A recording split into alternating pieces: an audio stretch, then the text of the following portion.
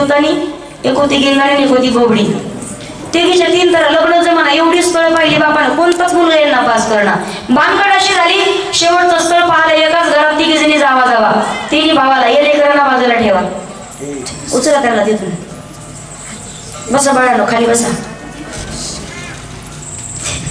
विठ्ठल विठ्ठल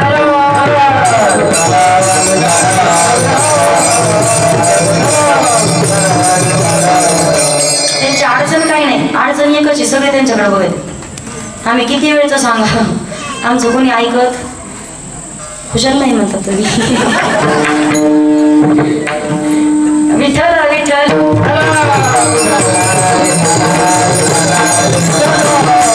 मुली होत्या. वडिलांना शेवटचं स्थळ पाहिलं, एका घरामध्ये 3 जणी जावा. पण मुलींना सांगितलं, मुलींना हा माझा शेवटचा प्रयत्न आहे म्हणे. आता थकलो म्हणे मी स्थळ पाहू, हे शेवटचा प्रयत्न आहे. हा जर का प्रयत्न फेल गेला तुमचं लग्न नाही व्हायचं म्हणे. दमलो आता मी स्थळ पाहू. तुम्हाला एक काम करा, उद्या पाहुणे आल्याच्या नंतर कोणी शब्दही बोलायचा. कशामुळे बोलण्याची भानगड. शब्दही पुरी म्हणले पप्पा मी ताईत नाही बोलणार. दुसऱ्या दिवशी पाहुणे आले, सकाळी उठल्या, सुंदर असं स्नान केलं, सुंदर पंचपक्वानाचं भोजनाचं ताट. पुरणाची पोळी होती, कढी होती, आमटी होती, बासुंदी होती, ज्वारीची भाकरी होती, बाजरीची भाकरी होती, वांग्याचं भरीत होतं, बटाट्याचं भरीत होतं, पापड होता, लोणचं होतं, कैरी होती, जिलेबी होती, बासुंदी होती, गुलाबजाम होते. तोंडाला पाणी नका सुटत येऊ फक्त. आणि त्याच्या पुढचं सांगते एक भानगड आहे पहा. प्रत्येक ठिकाणी गेले लक्ष्मण महाराज, तर मुलीला अगोदर प्रश्न विचारतात. कोण? मुलीचे मामा.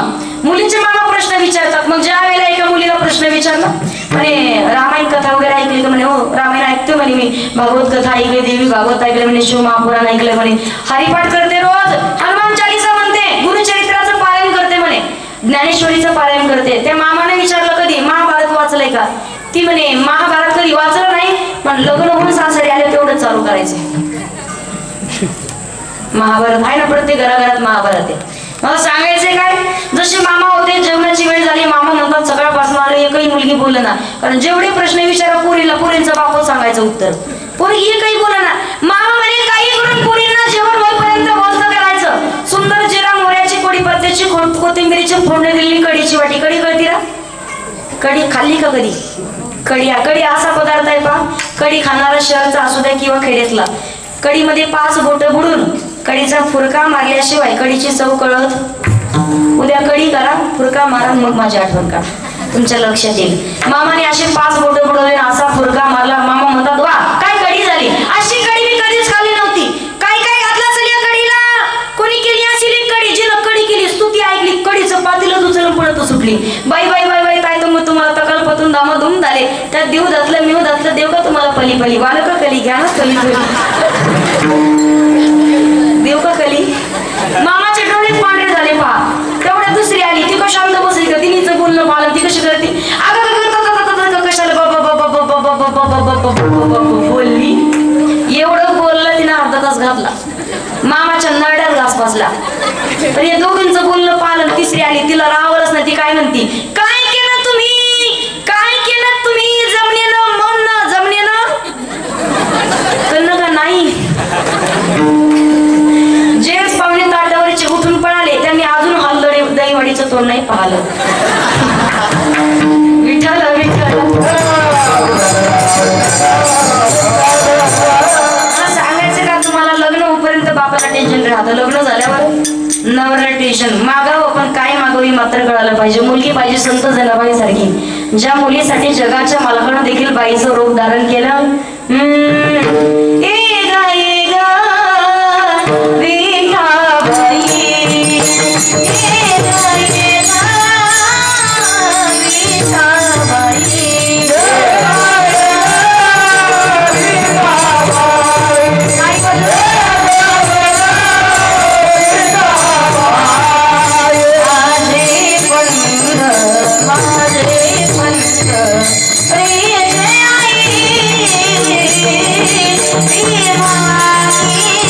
Yeah.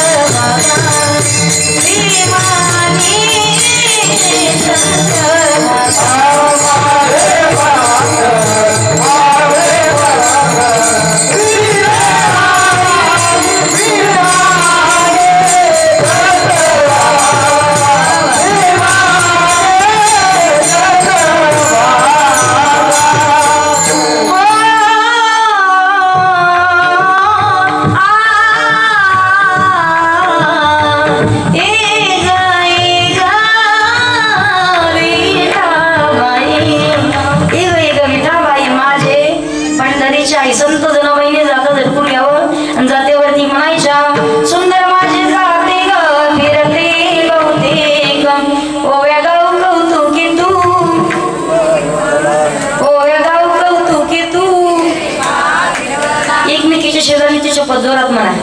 ओ या गाऊ नव्हतो की तू मरायचं कसं बे वाटत आहे आता. मागच्या आजी म्हणे अगं मन मरण मी जातं कळतं ना, पण जातेवरचे गाणे आता नाही राहिले. पार तुम्हाला सांगते पहिल्या काळात एक बाई 2:30-3 ला उठायची पहाटे, आणि पहाटे 5 वाजेपर्यंत 5 पायली दळण दळायची. किती 5 पायली एकटी बाई दळायची. बाई तशी होती 3.5-4.5 क्विंटलच्या पुढं. आता नाही, जातं नाही राहिलं. तर दाखवायला बाई नाही तशी तुम्हाला दाखवली असते. जातं नाही राहिलं पा, जातं कळत नाही. तुम्हाला सांगते पहिल्या काळात महिला लवकर उठायच्या, आणि पहिल्या काळातली माणसं सुद्धा पाहायची. एक छत्रपती शिवाजी महाराजांची मावळे लिंबू फेकला तर मिशीवर बसायचं. नारळ जर शेंडीला मांडलं तर नारळ सुद्धा शेंडीला लटकत होतं. आता लिंबू ठेवायला जागा नाही राहिली. काय करते मिशा तरी का हात बुडता का आता. बायकोच नाही दाखवत राहिली. काय कर बाहेर किती आहे माणूस चालताना असं पेढ्या देत चालतो मिशावर. घरी येताना म्याऊ पेढा वाकडा.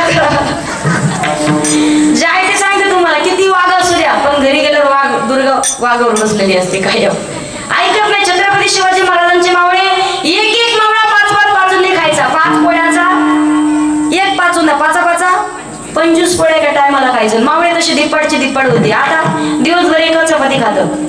एवढी हात पाय भरी मोठी डेअरी. माई म्हणती माव वाघ, कशाचा वाघ आणि कशाचा काय. मावळे तशी होते. पहिल्या काळात खाणं चांगलं होतं माणसाचं. जातेवर दळण दळायच्या. आता जाते नाही. एके बाईचं नवरा 8 वाजता तरी उठच ना. नवरा गोदाड्यात बायकोने केलं चालू. पाण्याच्या पारामंदी जात वाज वंगा वंगा, जात वाज वंगा वंगन उठ गोदाड्यातल्या सोंगा. ते आताचे गाणे आहेत, पण संत जनाबाई म्हणतात तुझ्या कृपेने मला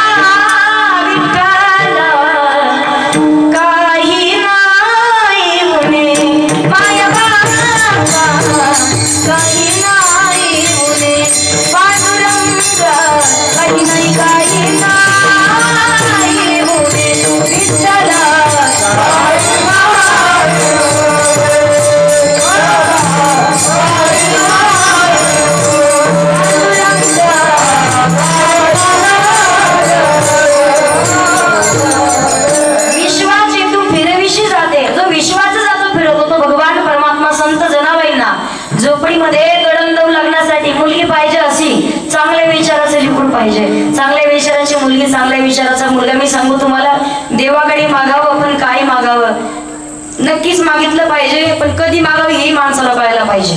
नेमकं कसं मागायचं पण का. देवा माझे मन लागो तुझे चरणी, संसार व्यसनी हे मागायचे देवाला. संसारात मन का नको लागू दे देवा. प्रपंचात माणूस किती सुख शोधण्याचा प्रयत्न करा. संसारात सुख बोला, संसारात सुख हलदेवाडी, संसारात सुख इकडे पटकन माना हलवा. संसारात सुख मग सोडायचा खुशाल नाही म्हणताय. संसारात सुख आहे तरी तो सोडा वाटत. जोपर्यंत माणसाचं लग्न होत नाही तोपर्यंत माणूस 2 पायाचा. एकदा का लग्न झालं किती पाय होतात. 4 पायाचं काय असतं घरी गेला विचार करा. मी नाही सांगत पुढचं. पहिली संतान झाली किती पाय झाले तुम्हाला मी का पाय मोजले का काय. किती पाय. 6 पायाचं काय असतं बरोबर कळतो का तुम्हाला. भुंगा. पावसाळ्याच्या दिवसात लहान लेकरं त्या भुंग्याच्या निळ्या रंगाच्या फुलावर बसतं पण, आणि लेकरं त्या भुंग्याच्या पायाला बांधून उडण्याचा खेळ खेळतात. आमच्या संतांनी वर्णन केलंय. रोनू जोनू रे भ्रमरा भ्रमरा, सांडी तू अवगुण रे भ्रमरा. बरोबर कळतो ना तुम्हाला. परत दुसरी संतान झाली किती पाय झाले मग.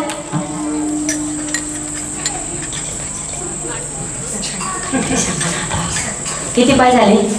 8 पाय झाले. तुम्हाला काही गणित येत ना काय नाही. 8 पायाचं काय असतं त्याच्या पुढचं सांगते. तुम्ही नवरात्र उत्सवाच्या वेळेला घर धुताना साफ करता घर. परत दिवाळीच्या वेळेला घरामध्ये कोपऱ्यामध्ये जाळं करतो. इकडे काय म्हणतात त्याला कोळी म्हणतात. काही ठिकाणी कातीन म्हणतात. काय म्हणतात काय कोष्टी. नवणच ऐकला आता. कोष्टी बरं ठीक आहे. कोष्टी हा ऐका आता. तो कोष्टी असा जातात अगदी असं जाळं तयार करतो स्वतःच्या भोवती. चांगल्या इंजिनियर नाही जमणार असं घर तयार करतो. पण कदाचित घर तयार करण्याच्या नादात तो स्वतःलाच बाहेर निघण्यासाठी रस्ता ठेवत आहे. आतमध्ये जीव घुटमळून मरावं लागतं त्याला. शेवटी जीव सोडतो पण बाहेर निघता येत माणसाचं तसंच आहे. संसारात हे माझं ते माझं ते माझं करण्याच्या नादात बाहेर निघायला आपण रस्ता ठेवत नाही. एकदा का वय झालं नाक मुख गळू लागले लाड आणि नंतर परमार्थाकडनं शक्य होत नाही. मग देवाला मागावं भगवान या प्रपंचामध्ये आमचं मन गुरफटू देऊ नको. मन पाहिजे. माणसाचं मन हे चंचल चपळ. जाता येता म्हातारी एक नुसती कीर्तन अशी करायची. म्हटलं आजी काय करता? म्हणे ताई कुलूप लागले बघा ते घरी इथं. मला सांगायचं काय तुम्हाला? मन हा मोगरा अर्पण ईश्वरा पुनरपी संसार येणे नाही जगाच्या मालकाला मागावं. जगद्गुरु तुकोबारे म्हणतात हेची दान देगा देवा तुझं विसर न व्हावा भगवान. तुमचा विसर जीवनात नाही पडला तर अभंगाच दुसरं चरण.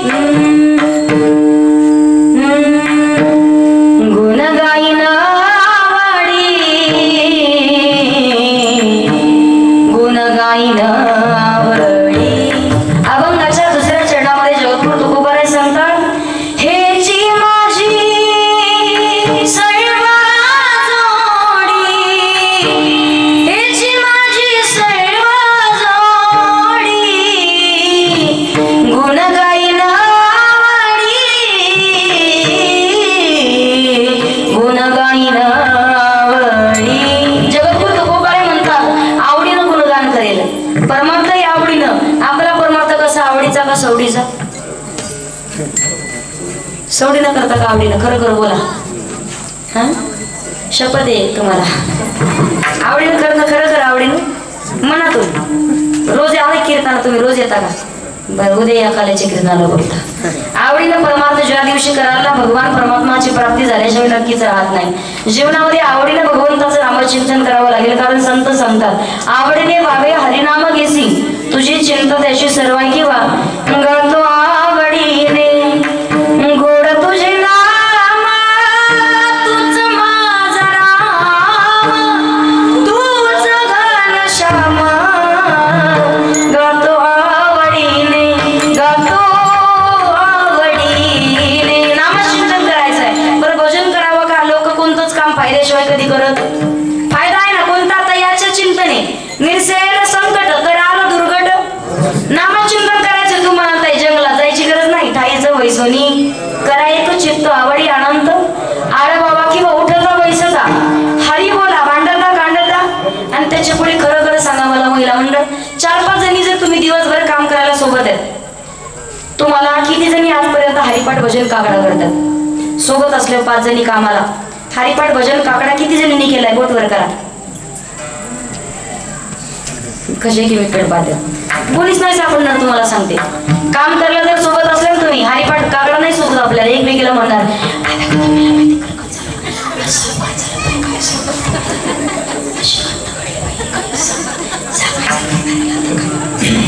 कीर्तन संपल्या मंडपाच्या बाहेर निघून द्या.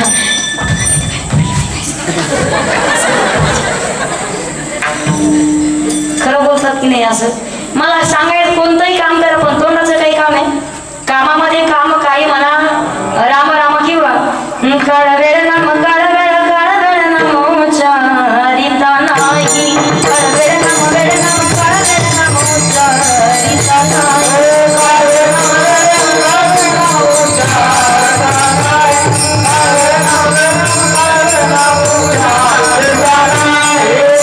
दोन्ही पक्ष पाणी उदारती दोन्ही पक्ष पाणी उदारती. हरी मुखे मन हरी मुखे मन हरी मुखे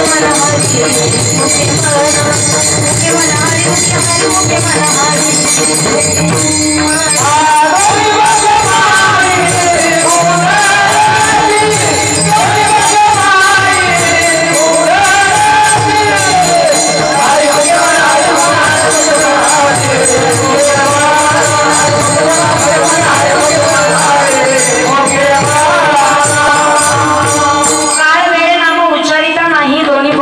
उद्धरती नामचिंतन करावं लागेल. पण त्या अगोदर तुळशी माळ गळा गोपी चंदन टिळा हृदयी कळगळा गळ्यामध्ये पवित्र तुळशीची माळ ज्याच्या गळ्यात माळ तो होय होय बार करी पाहे पाहे रे पंढरी माणसाने एकदा तरी मनुष्य देह धारण करून आल्याच्या नंतर आई पंढरीशी झाले आल्यानो संसारा दिनाचा सोयरा पांडुरंग किंवा जन्मासी येऊन पहारे जवळ आहे तुम्हाला.